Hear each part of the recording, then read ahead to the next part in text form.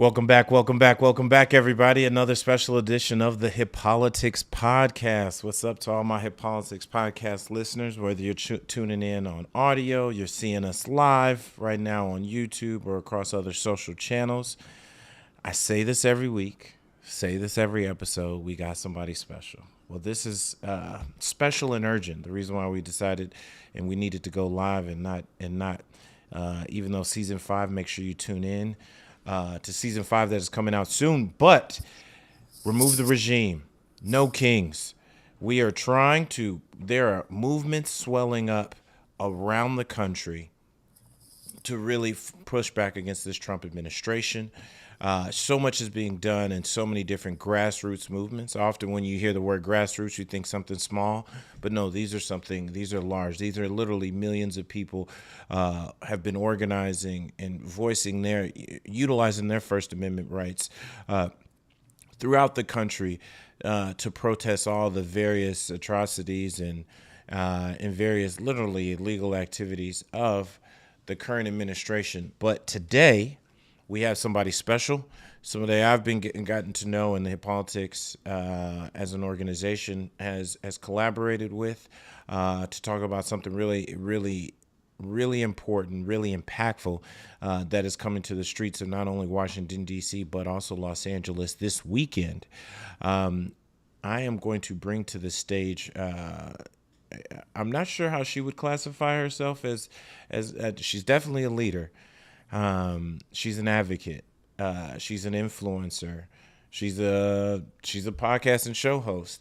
But more than anything, she is a trailblazer and a person who has really stood up for herself and stood up for so many people through her history and things that she's done. I'm bringing to the stage right now and welcome our guest, Ms. Jessica Denson, the founder of the Removal Coalition. Also host of the Lights On podcast, a very popular podcast. Definitely please check them out. And the Removal Coalition, which is the organization behind the Remove the Regime protest and rally that is happening here in Washington, D.C., as well as in Los Angeles this Saturday, March 28th. This is going to be the second one of the second major protest and demonstration that is very specific. It's not just a protest with no demands. This is a protest talking about impeaching, convicting, and removing Trump and his administration from power. She has a very storied history. She's had some really big wins in court against Trump and his campaign, and I think she's well on her way to recreating that.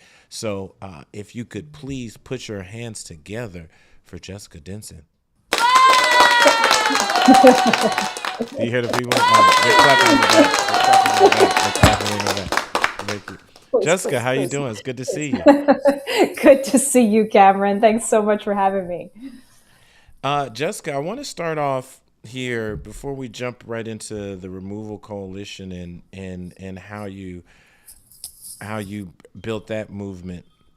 First and foremost, you had a really I don't know if this is where your origin started in terms of really being focused on this work, but you basically got Trump, all those NDAs, which were NDAs, the non-disclosure agreements from Trump campaign workers. That was, I think, a lot of the big talk when he ran in 2016. And it put a lot of people under lock and key, and it allowed for, I would say, rampant harassment. And there were so many different things in workplace violations that were happening with so many women and men. Quite frankly, but definitely women throughout Trump's campaign and in his ecosphere. And I mean, what to expect? This is the same guy who came out and said, grab him by the private parts. And for some reason, people still voted for him. But talk to me about your historic court case that got those NDAs removal and what that led to for people who may have, like I said, who may have suffered one working for him or working for his campaign. Yeah, I came to the Trump campaign. Your viewers are going to probably be like, what? Why were you working in the Trump campaign in the first place, right?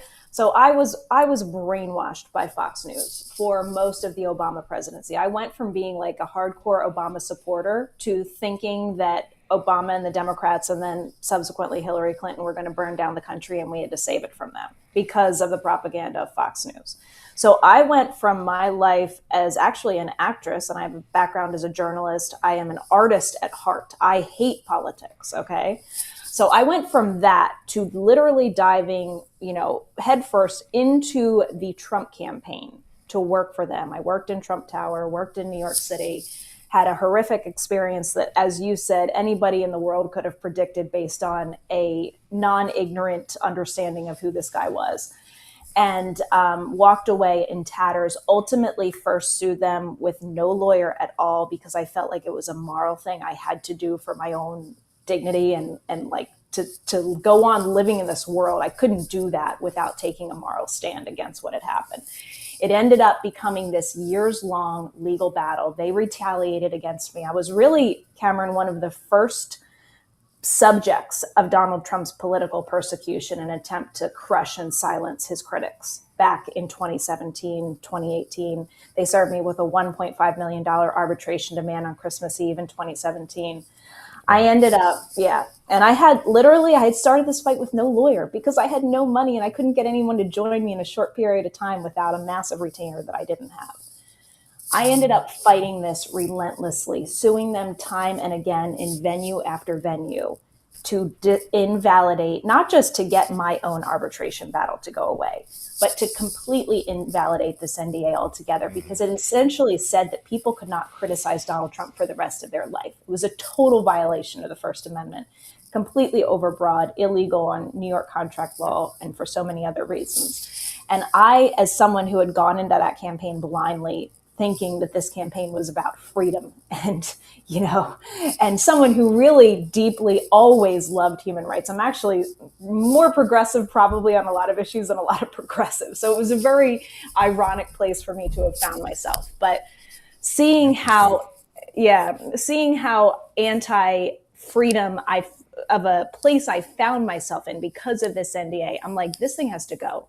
And it doesn't just have to go for me. It's got to go for everybody who has signed this, because he's essentially censuring hundreds, if not thousands of people who have worked for him and saying they can never criticize him again in their life. This is like dictator stuff. So I continued that legal battle in the courts. I at one point had a $50,000 judgment against me where they were trying to seize my bank accounts. Not that there was any money in them, but they would have forced me into bankruptcy. It was very, very scary. I beat that judgment. I eventually got lawyers that together we got that thrown out, got a bigger legal team. We fought this for years, Cameron. And in the end, we invalidated as a matter of law every single NDA that was signed by a Trump staffer in 2016. So that was, that's huge. That's huge. I remember when the story came out. Like I remember, it was all the news. It was all the rage. And then once the NDA and like obviously copies of the NDA leaked, and it was a story. But I think probably because of where Trump sat, and again, obviously him going on to win the election. So many people were like, he just had so many stories, and so much was happening in real time that it was a story that kind of got swept under the rug. But it didn't have to be.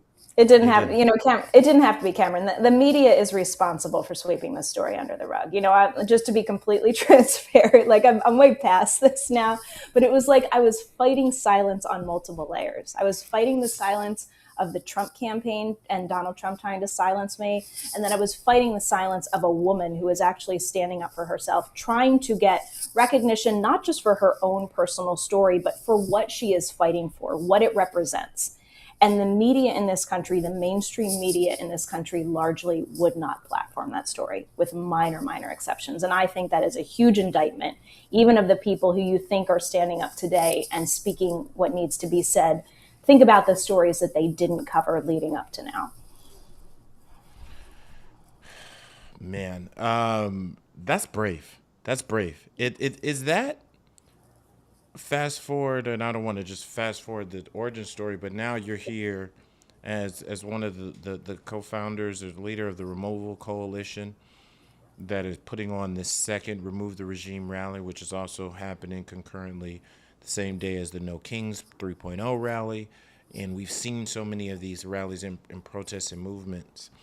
What what was it that led you to, I have to build this? A lot of people complain about stuff, and even having that type of success and having that type of success in court, I'm pretty sure you had to go through so much. Was like your safety in, like, probably from a safety issue, definitely online issue, so many things, but it also probably brought a lot of supporters your way. But how did you shift from there to saying, you know what, I've got to build this in this day and age, like the Removal Coalition, and I've got to be one of the ones to help pull this coalition together? It's really the only reason I've been doing anything that I've been doing for the past 10 years. And that's because I don't know how not to do this. I don't know how to see what we are facing, this unthinkable assault on American democracy from this con artist, this felon, this Russian asset, this ludicrous insult of a person to be inhabiting our White House. I don't know how to not fight as an American who loves this country to get this guy out of office. And so, I was obviously a whistleblower, even though people weren't listening. I was blowing the whistle in the first administration. I was beating the drum so heavy for accountability when he was out of office, when Biden was in office from the beginning. That was part of my biggest what was so tragic to me is that they wouldn't platform me, not just because I couldn't talk about my own story, but because I couldn't talk about the need for accountability for Trump. That's what I wanted to be talking about the whole time. And then when he got back into office this time, by the way, I do not believe legitimately at all. And that's one of the things that I've covered extensively on my show, is having election security experts who have analyzed the 2024 election and do not believe that he won that legitimately at all. I guess I went into, the mode that I've always been in, of pulling out all the stops of what is needed to get this guy out. It just seems like our approaches are so less than what they need to be. And my activism started with Section 3 of the 14th Amendment, because Donald Trump, in addition to, I don't believe, having won the election, is an adjudicated insurrectionist. He cannot constitutionally hold the office that he currently holds. We were the first on the ground in 2025, in January of last year, trying to get Congress to do their job and block them. And then I saw these protests growing as his administration began, his illegal administration, around the country. And they were great, and they had people showing up, and that was wonderful. But there was not a concrete demand linked to these. And I just knew that demand for removal, and what our Constitution gives us as impeachment, had to be messaged and brought more to the forefront in the protest movement. And so that's why over the summer last year, I formed the Removal Coalition, to get that to be more of a mainstream demand. I mean, for God's sakes, it's the bare minimum. He should be in jail. Most of the people in his administration in the top should be in prison. Impeachment and removal is the bare minimum, and we shouldn't be tolerating this. So that's what I've been doing, as you know, because you worked with us back in November when we had the massive Remove the Regime at Lincoln Memorial. To have these mass protests be extremely explicit about what we're demanding, and that's impeachment, conviction, and removal. When you have remove the regime, that's some bold language, and the name is bold. I think it in some sense it probably shouldn't be that bold. Trump is what, twice impeached, a twice impeached president in previous administrations, but now saying that he was essentially able to beat that and still come back and legitimately or illegitimately beat Reclaim the Harris presidency. and reclaim. Yeah, that's what I like, that language. He reclaimed the presidency in some sense. But I know when you say remove the regime, that some people may flinch at that language. But I think this is the time for bold language. This is the time for bold messaging. This is a time for direct action. Was it intentional, and what were you trying to signal by titling this protest, the Remove the Regime, the Removal Coalition, and your explicit like I said, as you just stated, impeach, convict, and remove. What were you trying to signal there? Of course, it's very intentional. I mean, this guy, first of all, to think that what we're doing is bold when what this guy is doing is committing crimes on a daily basis, launching illegal wars that are both killing our own service members and massacring children, enriching himself to the tune of billions of dollars, committing extrajudicial killings on the Caribbean, sending people to concentration camps abroad, and having 3 times as many concentration camps in the United States, or as many people in them as there were in Germany in the lead up to World War II. I could, populating our streets with paramilitary force, otherwise known as ICE, that is executing American citizens who try to defend their innocent neighbors. I mean, to think that us asking for the removal of these people is bold and extreme, but that is not extreme. That's the kind of like inverted construct that I've been trying to correct this whole time. Getting these people out of office is not extreme at all. Living through this is what is extreme, and we should not in any way be tolerating this as normal anymore. So yeah, to answer your question, the name was very intentional. I mean, it started when our partners, I had formed the Removal Coalition, of course. That is very intentional. Talk to me about the removal coalition, like, and who makes up that coalition. It's about, 30 to probably 40 organizations at this time, mostly grassroots organizations that are either in the direct lobbying space, some very active partners like Citizens Impeachment. They don't necessarily hold protests themselves, although they're always partnering with us. They do the phone calls, the emails, the incessant nagging of representatives to file articles of impeachment and force votes. And then there's a bunch of other organizations, grassroots, that either hold mass protests that are kind of the core partners, like 5051 SoCal out in LA, that's hosting our Remove the Regime out there, or just smaller organizations that want to make their presence known wherever they are, that when they go out, whether they're standing on their street corner or calling their representatives, that their demand is impeachment and removal. And so it's just kind of given like validation to these people in the protest space to be able to make that high level demand, and to make it explicitly every time. So the first one, the way we got connected, shout out to Cliff. I think one of the most progressive, and he's a comedian out of the Carolinas, out of North Carolina, who has really shifted his platform and found even, I would say, even another broader success by being very explicit on not just anti-Trump, but not only just being progressive in some sense, because sometimes that's a mixed bag and a loaded word, but I would say him really just calling out inconsistencies, and him calling out what I would say is just like a lot of common sense observations, but making them funny. But that's how I was initially connected to you. But you were able to pull off this in the fall, the first Remove the Regime, and it was really also organizing so many large content creators, both from the progressive side, some very moderate content creators, but people who all were aligned under this idea of that Trump's got to go, that his administration has to go. They shouldn't be there in the first place, and what we're in the extreme nature of all the things that we're living through in under his presidency. But I found it very unique in the sense that your huge organizing effort was built on content creators. I mean, these are people who have collectively millions and individually millions and hundreds of thousands of followers on social media. So they're talking to people every day. That's how we've seen the rise in how influential macro content creators can be. Social influencers, digital influencers, whatever you want to call them. That they're almost our new news sources. There are new blogs. There are new people. I know many people who don't check in the news at all. They probably have a list of 5, 7, 8 people that they look at their posts every day, and that's how they get their updates. Yep. And this is across demographic. This is not just a young people thing. This is across demographics. This is across racial lines, gender lines, different parts of the country.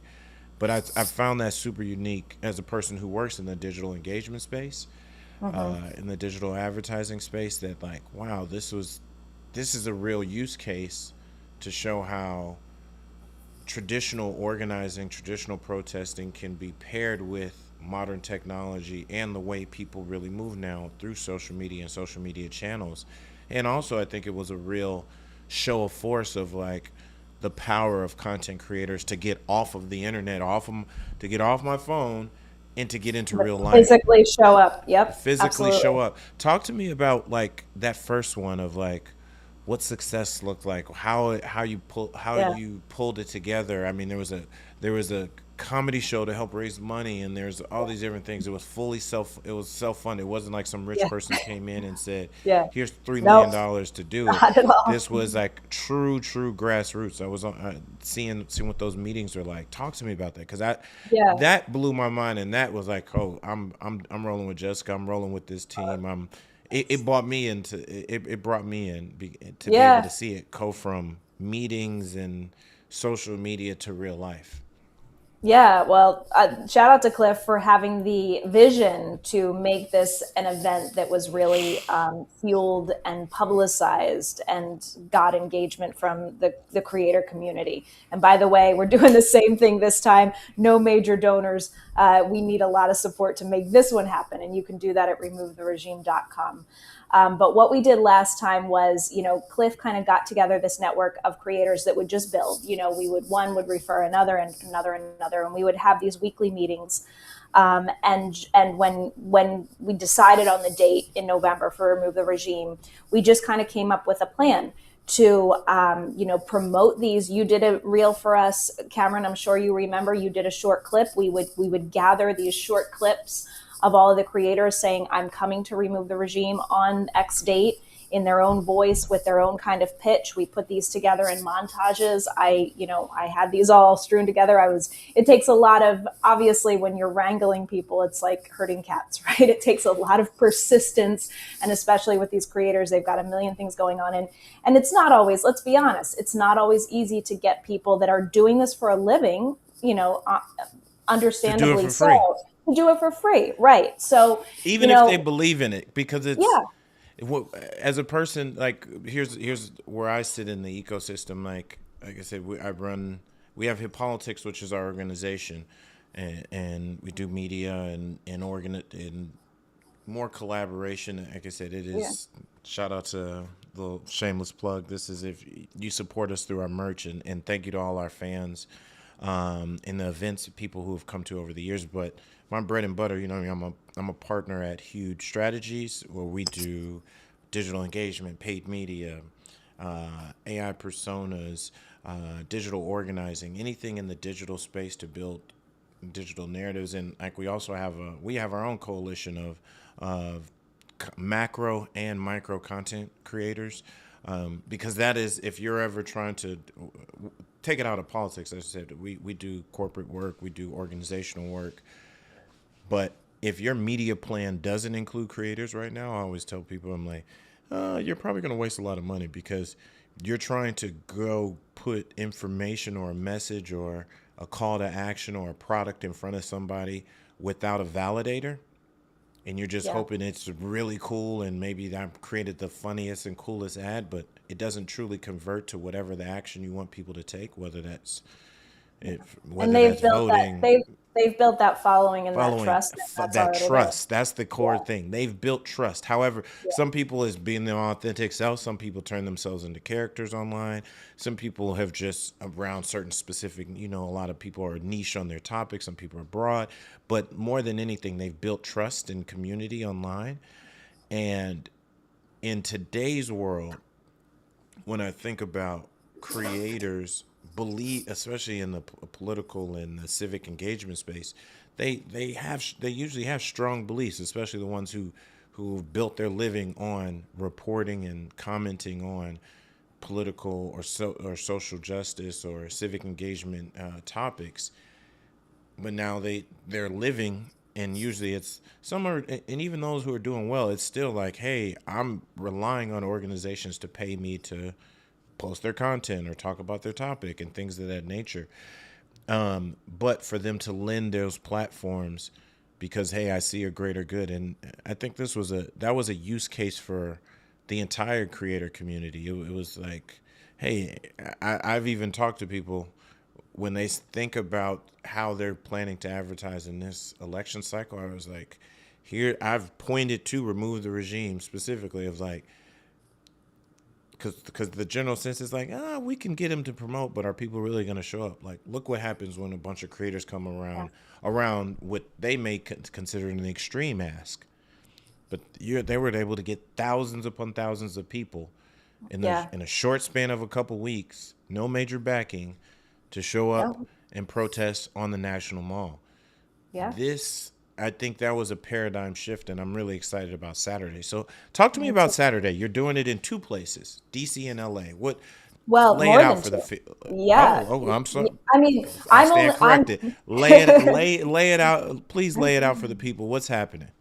absolutely. Well, I mean, you talked about, I think at the very top, about protests with results, like having an actual result come of this. And when we did that, not only did we have tens of thousands of people show up in November, we got new articles of impeachment filed, promised to us by Rep. Green, and he filed them in December.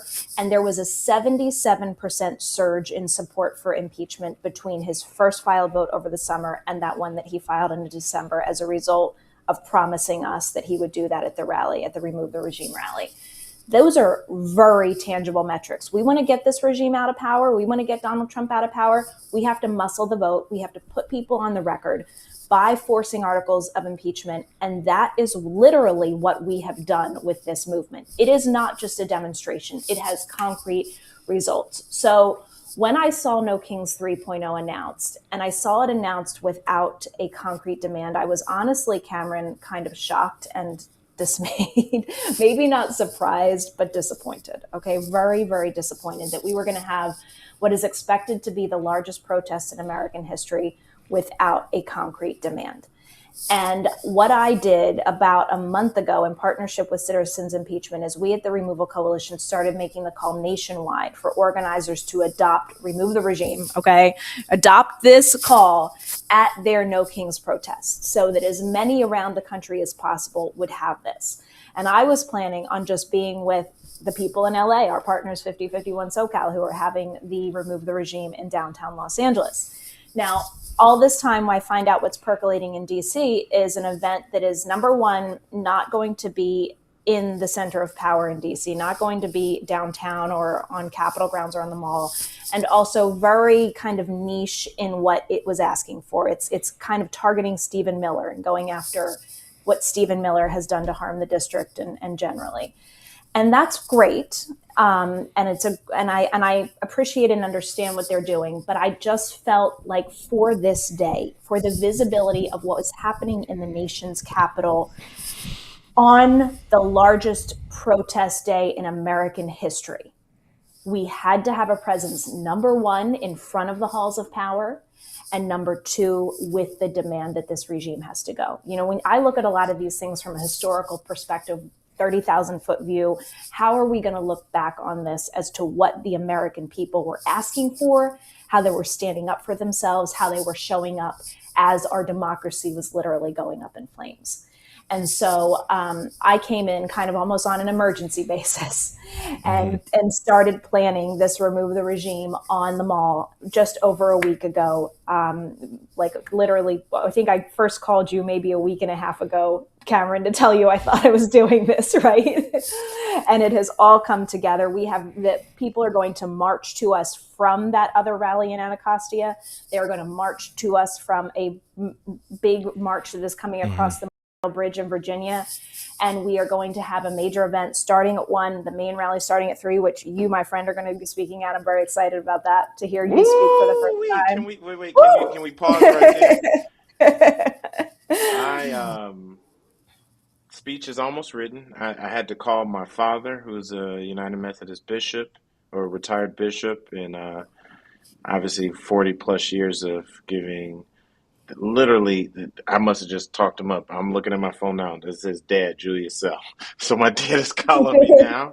But both of us parents my calling. godfather, who's a civil rights and he's a Baptist, he's a preacher on the south side of Chicago, who gave me some tips. And another friend of mine, former politician,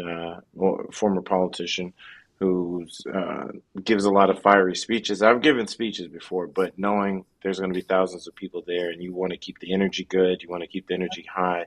We have specific demands, and and I know you've got some great speakers and folks, and this is this is the energy that we are sharing, because while we're making these demands here, it's the content that's going to go out. The people who can't show up, but we've got to continue to create a space for people to See be it. able to rally their members of Congress, be able to Yeah. rally even on a local level, their elected officials, to be able to rally their businesses. Like there's so many different things that have to come together here for us to truly get the change we want. We can't just wait and hopefully, I mean, what happens in November, we literally don't know, considering you've got the Every, Steve Bannons and others saying, I mean, you've got Trump floating, hey, I could send ICE. Like he's literally said, I could send ICE to yeah. election and voting locations. And you see what's going on with them now in TSA and just the intimidation tactics and so much more that is happening. Uh, I'll say I'm a little nervous, but I'm a You're going man to of do great. faith. I'm a man Yeah. of faith. I'm gonna get my type five, my tight five. Hopefully, and keep the energy alive and high, with the message I want to deliver there. But I thank you for bringing us on there. Um, So happy. I want to close out with just like one or two core questions. This is hip politics. The whole concept of me building out hip politics and us coming together, our team and our supporters coming together with hip politics, is that it is building. It is to advocate, educate, and mobilize the hip hop community in politics and civic engagement. I always say our party is not Democrat, Republican. Our party, we're not red or blue. We're not left or right. Our party is hip hop. And as a community, as a culture, being over 50 plus years old, while it started strongly in the black community and kind of in the streets of the black community, is now multiracial, it's multi-ethnic, multi-gender, multi-generational. It is global. It's probably one of our biggest cultural forces. Definitely, if you can see hip hop from hardcore rap lyrics to in art and to news, politics, everything, across so many various parts of not just American culture but global culture. I want you to talk to me about how you think folks who are tapped into the hip hop community really need to start looking and engaging around this concept of continuously fighting, because this is what I've heard. I've heard, and I won't name them because this is a private conversation, but I did talk to a fairly prominent, known rapper, platinum rapper, um, about a year ago, a little less than a year ago, and we were talking. He's like, "Hey, what's up with your boy?" He's like, I was like, first of all, it's not my boy. He jokingly says that. He Mm. knows that. He's like, what's up with your boy in office, man? He's like, I told the Democrats y'all should have did this, this, and this, because he's one of the ones who will call me because he's knowing me having worked in the White House for Biden and knowing my work in politics. He'll just shoot me a text or give me a random call out of nowhere. And the thing he said, he was like, man, it's gonna be so much harder each time to get people to actually want to move, because when you were in power, you didn't, even if you did certain things, it didn't translate. And B, Trump looks like the Teflon Don because he did all these things, got impeached, got all this stuff, And he's came back. back Yeah. and found a way back into the presidency. And then on top of that, he's paying dues. Like Mhm. he legitimately, whether it's him doing it directly, as you've seen with some lesser known hip hop artists that I wouldn't say they're top either A, B, or C level artists, but he's found ways to literally share the stage with artists in New York and others when he was campaigning. But the Republican ecosphere, as we saw during his inauguration and other places, are tapping in and literally just offering money. He was offered 300, almost 300 grand, and like I said, he's a prominent artist with a name, but he's legacy act now. He's been out for well over a decade, and he doesn't have any current new music out. But when he talked to me about it, he was like, "Man, they were willing to offer me $300,000 to go perform."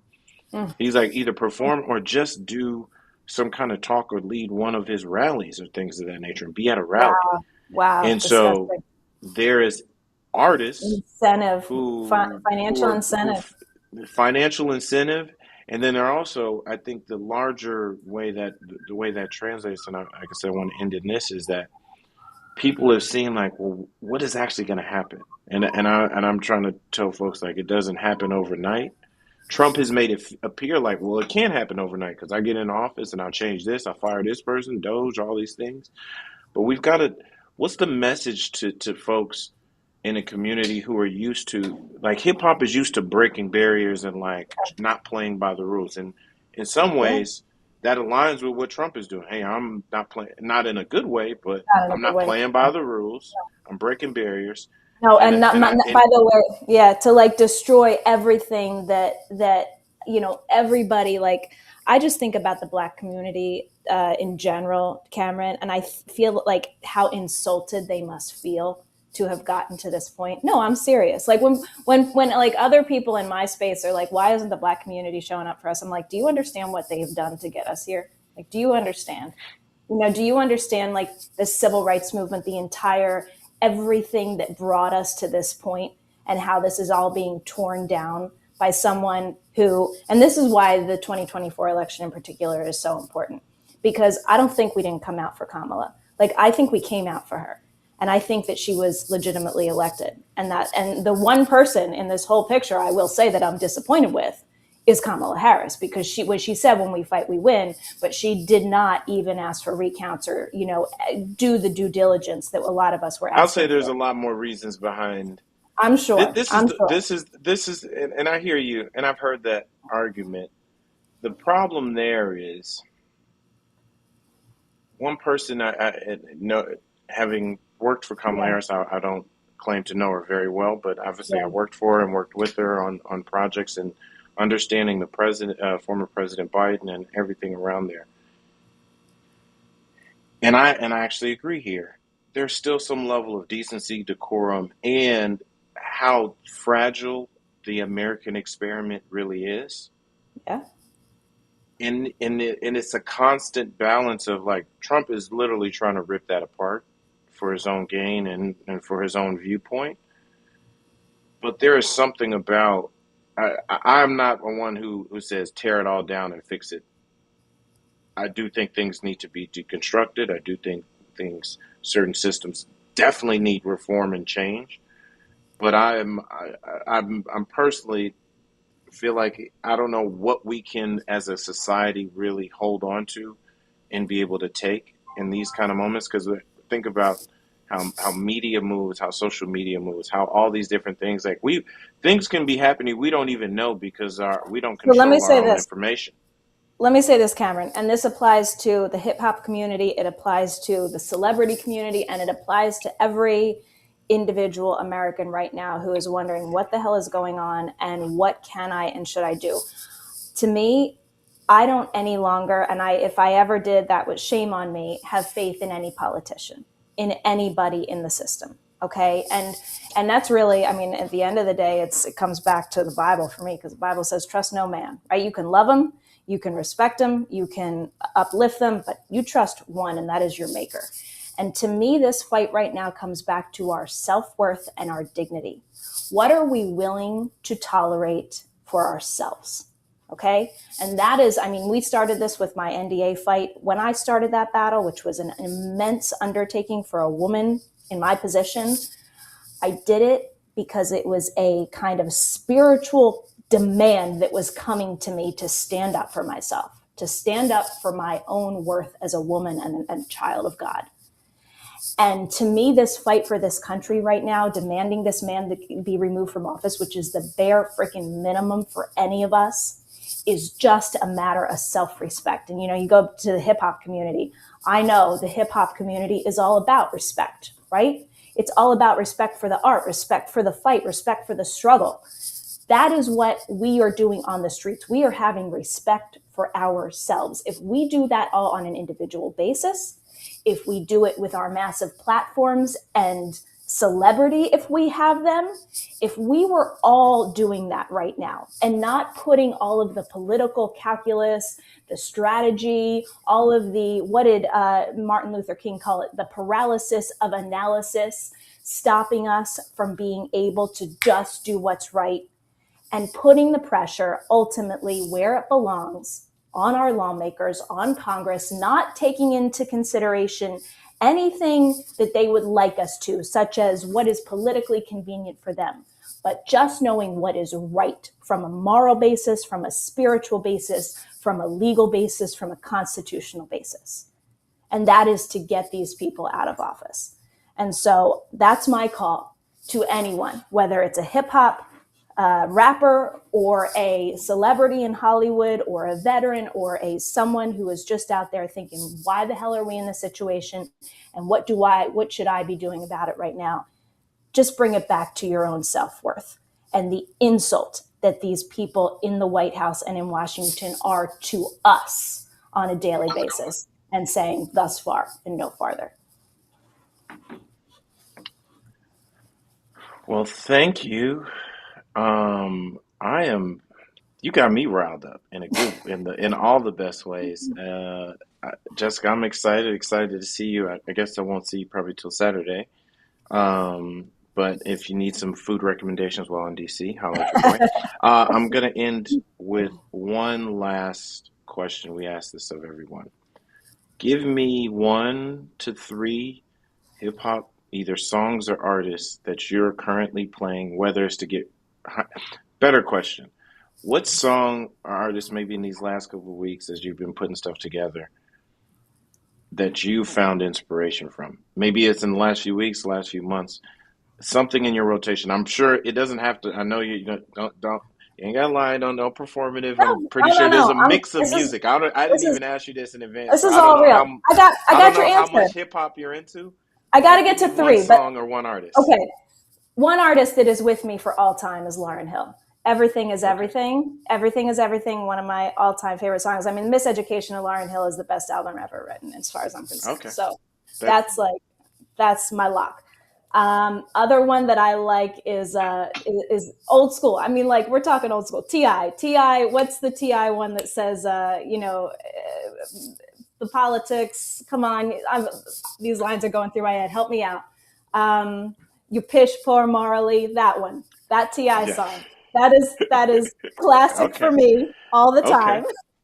Ti, and Um, he's making a comeback right now. He's about to drop a new album. He's been re emerging on the scene, and he's a person who's been unafraid and unashamed to use his voice to yeah. stand up. There. All right. You asked me for That's a it. third. You asked me for a third, and this is tough because I'm not like I'm It don't so have to old be school when it current. It comes could to be this stuff. old. It could be hip hop R&B ish. I mean, man, All right, yeah. you're off the hook. Ti Okay. and Lauryn Hill is a good Ti start. and That's Lauryn that's Hill. I enough. mean, just the whole album, the whole Miseducation of Lauryn Hill, the whole freaking album. It's forever. All right. You're gonna hear it Um. on Saturday on the mall too. By the way, I'm playing Okay. music. So So so just let people know where they can find out more information, how yes. to contact and tap into you, and then also make sure you plug how to keep up with you on your pod too. Yes. Okay. So right now for Saturday and everything that's going on, removetheregime.com. We also, like I said, we need financial support. This is not cheap. We have so little time to pull this off and we are currently underwater. So if you can help us at all, removetheregime.com. Also sign up, click on the flyers there for the one for DC. Sign up takes you to the Mobilize page. My podcast is on YouTube. It's just search Jessica Denson. It's called Lights On with Jessica Denson. We're live every Friday night and whenever else I can throughout the week. I'm everywhere on socials at Jessica Denson07, and the Removal Coalition is at Removal Coalition. So please follow us everywhere. Tune in, show up more than anything, and know your value, know your worth. Jessica, I'm proud of you. Thank you for tapping me. I love where this is growing. I love what you're doing. I'm at leaders like yourself who are able to be real people and regular people who are able to do so much more. And even I learned more about you in this pod, which I think this platform is for a person who, like you said, I literally was working for Trump and was not just converted, but saw the light Yeah. and saw so much more and have been able to do so much to organize so many people. So prayers to you, Thank you. sending blessings, good energy. Looking forward to talking on Saturday. And again, Yeah. Make sure you guys like and subscribe to the Hip Politics Podcast wherever you can find it, on social, on YouTube, on your favorite podcast platforms. Check out Hip Politics, hip-politics.com. Make sure you support the merch. We've got new merch lines coming out for the spring, and that's how we stay focused. So again, it's your boy Mr. Cameron Calvin, aka Mr. Hip Politics, aka Mr. 216 to the 202. The Capitol Hill's coolest guy. Now, with all that said, thank you. This has been another edition of the Hip Politics Podcast, and we are out. Peace.